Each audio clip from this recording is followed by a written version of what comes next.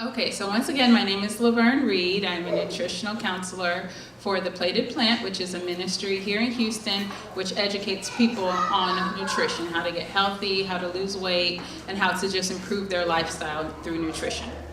And we just finished up a little game identifying the differences between males and females. Are there differences between males and females? Yes. Are we still of the human race? Yes. Do our differences enhance the human race? Because if it's an enhancement, right? Male and female makes it an enhancement. So the same thing with different nationalities. Our different cultures enhance the human race, and it makes the beauty. And so right now we're focusing on one aspect of the human race, which is the Black community. And like I said, it doesn't mean that anything is better or worse, it's just different. And we need to understand this so we can understand how to live. Okay, so first thing I want to talk to you all about are some health statistics amongst Blacks. And everything's going to be on the screen today, and I just want to preface this by saying all the information that I'm providing to you today, you can find it yourself. This is not like secret knowledge or hidden knowledge. This is something that everybody has access to and should know about themselves. So the first and most striking fact to me is that 4 out of 5 Black women in the United States are obese. 4 out of 5. Okay? Compared to white women, Hispanic women, we are about twice the rate of that. And I wrote a paper about this. It's on the website, talking about the differences, why that statistic is truth. And it's truth no matter what the socioeconomic class is. So whether you're poor and you live in the hood, or you live in River Oaks, 4 out of 5 Black women are obese. 50% of Black girls are more likely to be obese than white little girls in school growing up. The chances of them being obese are 50% higher. Diabetes. Blacks are twice as likely than whites to develop diabetes. Blacks have the highest death rate and shortest survival rate of any racial and ethnic group in the US for most cancers. So Black people are more likely to die of cancer than any other group of people. And the shorter survival rate means once you're diagnosed with it, you're going to die quicker than other races. So these are important facts. Okay, so let's go to the next slide. Asthma. African Americans we're almost 3 times more likely to die from asthma-related causes than the white population. Asthma, 3 times as likely to die. The children are 6 to 10 times more likely to die from asthma-related causes. You wouldn't think that. Heart disease, and this is where we're going to get into the heart of the issue. But so far we've seen that most chronic diseases affect Blacks disproportionately. Nearly 48% of African American women and 44% of African American men have some form of heart disease. Now, heart disease is the #1 killer in the United States. It's the #1 killer in the UK, in Australia, in most of these Western developed countries, even in some more developed countries like in Africa. Heart disease is pretty much the #1 killer of most people, but it is disproportionately high among Blacks in the United States. And when I say Blacks in the United States, it means in Africa, Blacks the heart disease is still killing them, but they're not dying at the rate as once they come over here. Within 1 generation, it's affecting them the same way. So it's not like a genetic disorder, because Africans get it, but when they come over here, it becomes worse. Okay? And high blood pressure, hypertension. This ties right into heart disease. 41% of Blacks have high blood pressure as compared to 21% of whites, and it's developed at a younger age. So it's hypertension, you think, oh, it's an older people's disease. it's just because when they go to the hospital, then they find out that they have it. But when you're 35, 40, you feel like you're okay, you don't realize that you're already suffering from it. So let's go to the next slide. All of those chronic diseases have some underlying factors. Tobacco use and exposure to secondhand smoke. So that is, one of those factors. And lung cancer has actually decreased amongst African Americans. It was really, really high, and it was the #1 killer at one point. Can you guys assume or guess why lung cancer has decreased amongst African Americans? You can throw out less smoking. No, he likes the smoking. 2 answers were correct. More people are talking about it, and what was the first one? And there's less smoking. People are smoking less. So as people become educated about smoking, because there was once a time when 4 out of 5 doctors would recommend Camels. Back in the day, they used to say that smoking was healthy for your lungs, it would clear your lungs. And so black people were smoking, were at the top of the list dying of lung cancer. And once they realized, hey, smoking causes lung cancer, and then that information was disseminated, then the cancer rates dropped dramatically amongst black people because we stopped smoking. Okay, so things can change once we're educated.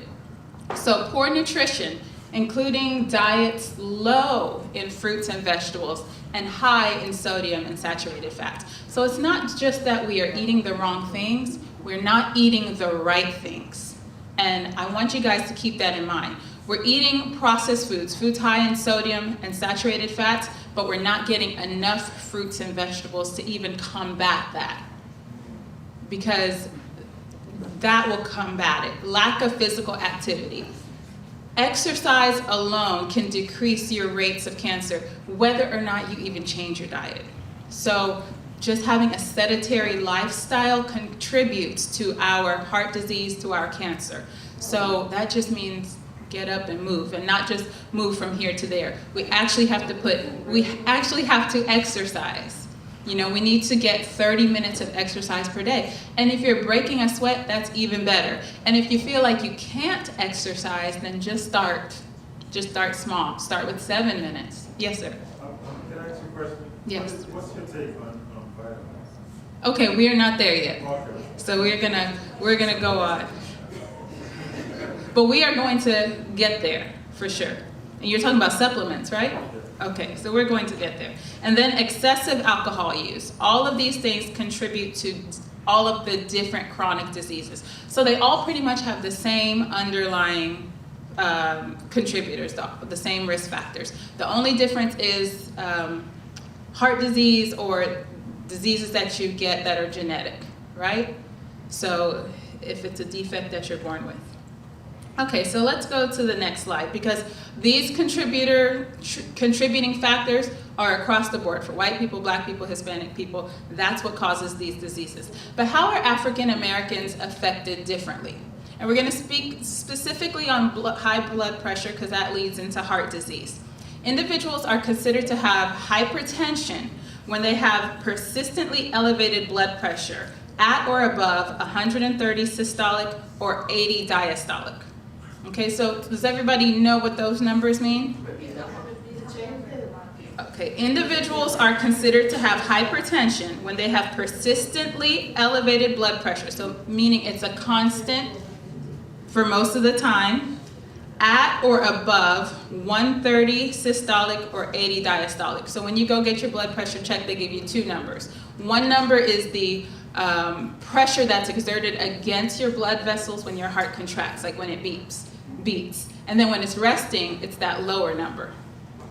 Okay? So you have your systolic is when your heart's beating, and diastolic is when your heart is not beating. There's still pressure being exerted against your blood vessels. And hypertension is when those numbers are elevated. So let's go to the next slide. Yes, they have changed it recently. Okay, so can you all see that? Can you all see what that says? Okay, African Americans develop high blood pressure by the age of 30. That was years ago, a few years ago for me, just a few years ago. So by the age of 30, you can go to the doctor and see that you have high blood pressure. That's a relatively young age, okay? African Americans, I can't see that. Okay, African Americans develop high blood pressure at a rate of 1.8 times higher than European or non-Hispanic Americans. And this is when adjusted for income, education, age, environment, and weight. So meaning if all things are exactly the same, we are still gonna get high blood pressure almost 2 times as much as white Americans. So that means we're taking out poverty, we're taking out everything else, accounting for age, accounting for all those differences, we're still gonna get high blood pressure almost twice as much. And African Americans do not have the same positive response to blood pressure medications as other racial ethnic groups. Meaning, 2 people, let's say 3 people, or however many different racial groups are in the United States, a white person and a black person go in for blood pressure medication. Their systolic and diastolic are the same. They get the blood pressure medication. You're gonna see some improvement in the white person. You're not gonna see the same type of improvement in the black person. And then, like I mentioned before, Africans in Africa have high blood pressure rates similar to white Americans. So everybody has high blood pressure. Even in Africa, they have it.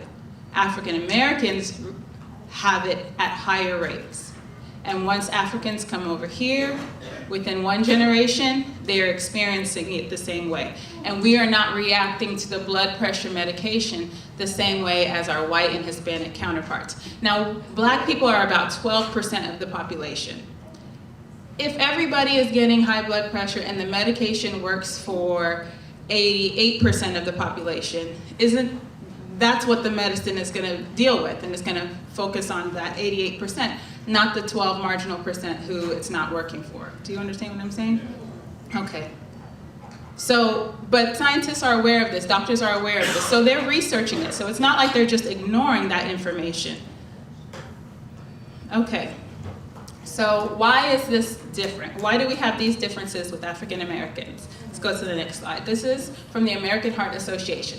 Many potential reasons have been reported, such as socioeconomic status, dietary habits, social networks, stress, and health behaviors. We talked about health behaviors. Let's go to the next slide. But I want to just focus in on a couple things that this slide says. Socioeconomic status, social network, and stress. This is what we're going to focus on today, because we know that our diet contributes to heart disease, our diet contributes to high blood pressure. But why are African Americans affected differently? And we're going to kind of focus on one word that encompasses socioeconomic status, social network, and stress. What do you think that word is? No, not diet. Huh? Relationships. Environment.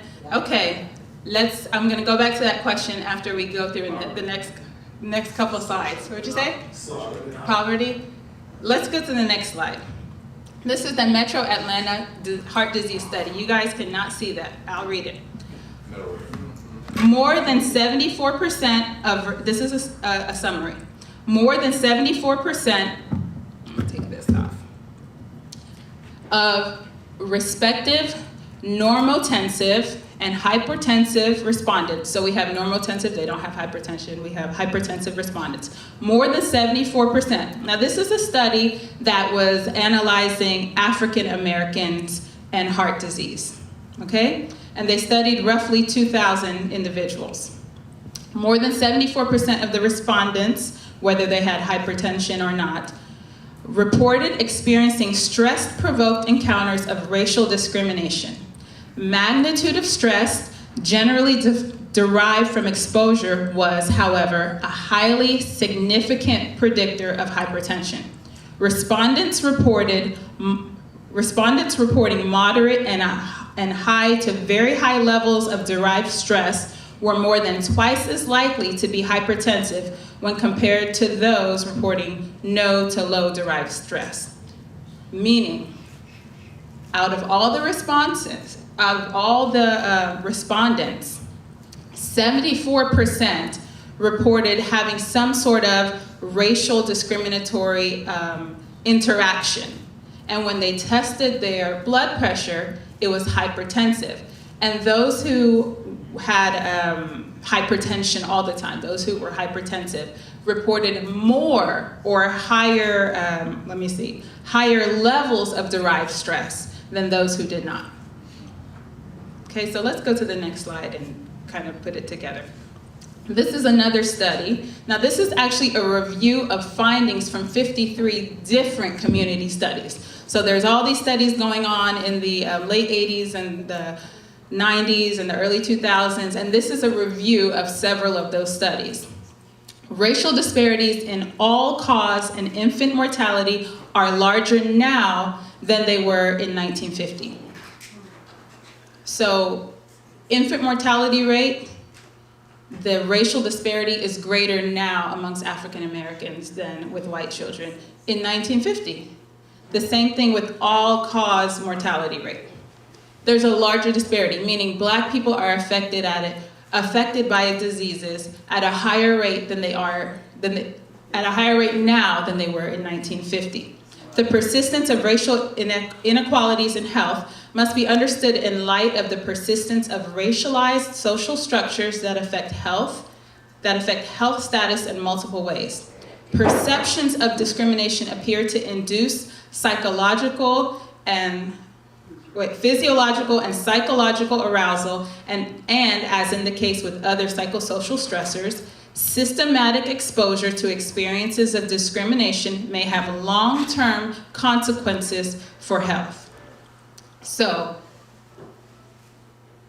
we're saying that we have to understand how racial discrimination, did I say that right? Discrimination affects our health status in multiple ways. And that it not only affects us physically, but it affects us psychosocially.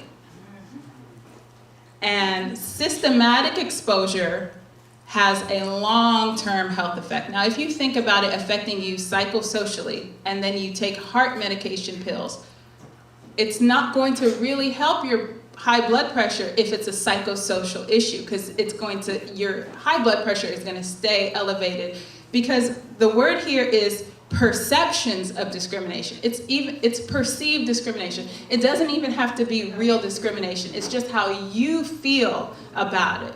When you go into a room, how many people go into a room and scan it real quick, in like half a second, you scan it real quick, oh, I'm the only Black person, you keep on going with your life. How many people do that? You don't even process it. And then another Black person walks in and you're like, oh, okay, another Black person. And then you keep on going with your life, right? But all of these things we are aware of all of the time. That's psychosocial. Whether you even realize it or not, and sometimes you do realize it, maybe you have to have an interaction with the manager at the store, and you're like, oh man, okay. And then you go talk to the managers. Does that not cross your mind for half a second or 2 seconds before? It happens to us. Imagine it's happening to you for all of your life. Imagine you become aware of this in middle school. By the time you're 30, it's affected you psychosocially, it's affected your heart rate. We're gonna look at 2 more slides and then we're gonna go on.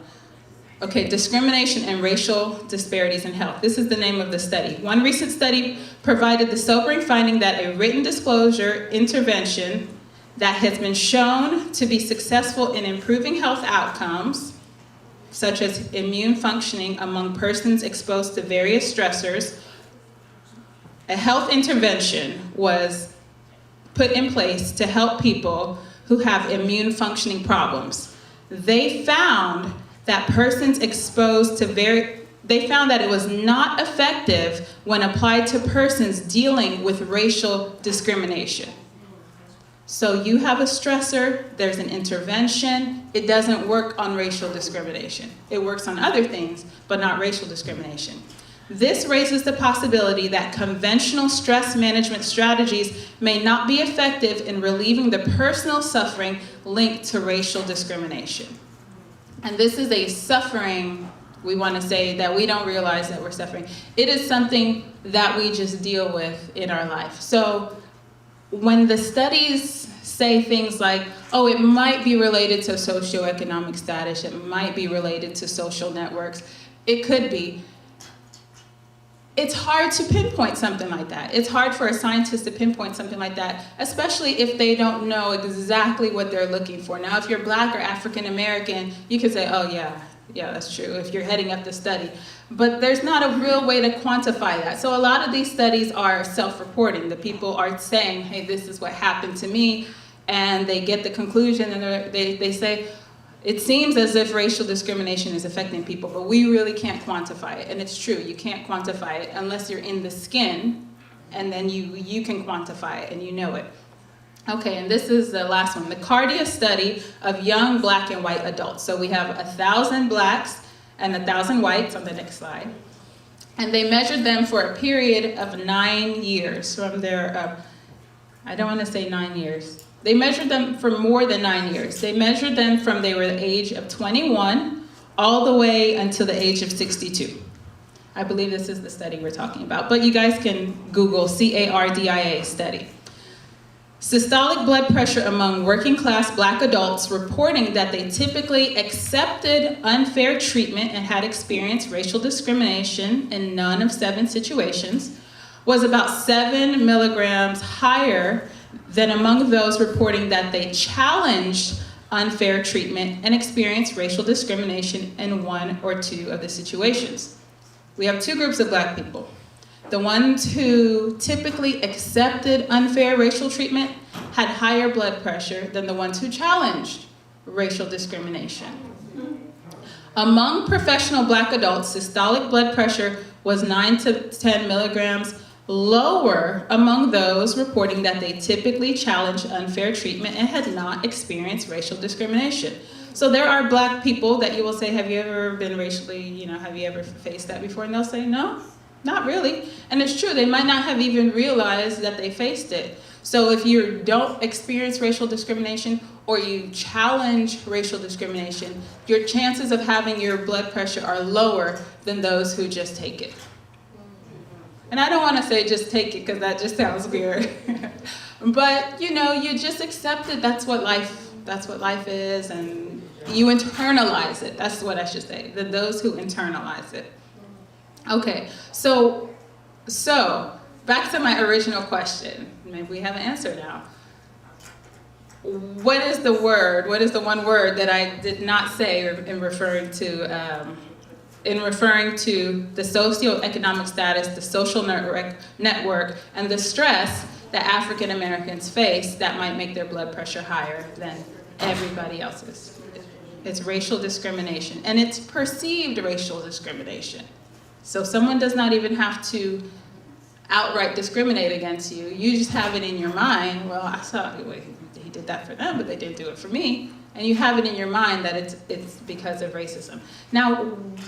Now, summing up all of that, and the very last slide that says those who challenge it have lower blood pressure than those who do not, what do you think could contribute to that? Why do you think those who challenge it have lower blood pressure than those who do not?